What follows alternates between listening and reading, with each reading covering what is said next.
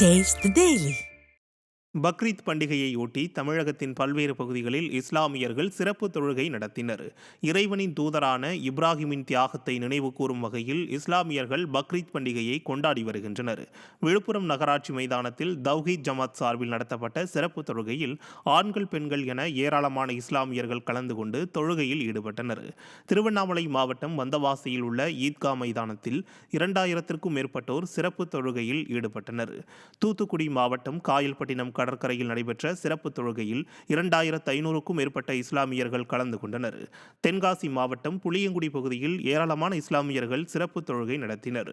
தொழுகையில் பங்கேற்ற அனைவரும் ஒருவரையொருவர் ஆற தழுவி பக்ரீத் வாழ்த்துக்களை பரிமாறிக்கொண்டனர்.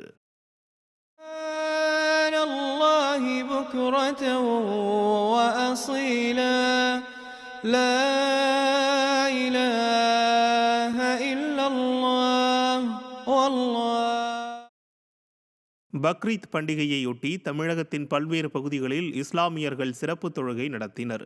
இறைவனின் தூதரான இப்ராஹிமின் தியாகத்தை நினைவு கூறும் வகையில் இஸ்லாமியர்கள் பக்ரீத் பண்டிகையை கொண்டாடி வருகின்றனர்.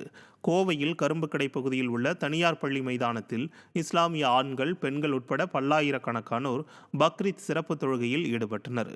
சிவகங்கை மாவட்டம் திருப்பத்தூரில் உள்ள அச்சுக்கட்டு ஈத்கா மைதானத்தில் 1000க்கும் மேற்பட்ட இஸ்லாமியர்கள் சிறப்பு தொழுகை நடத்தினர்.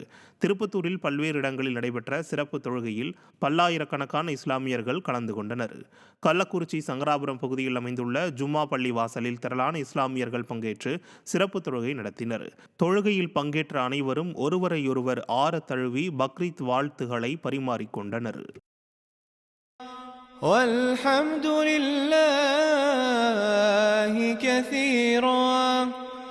وسبحان الله بكرة وأصيلا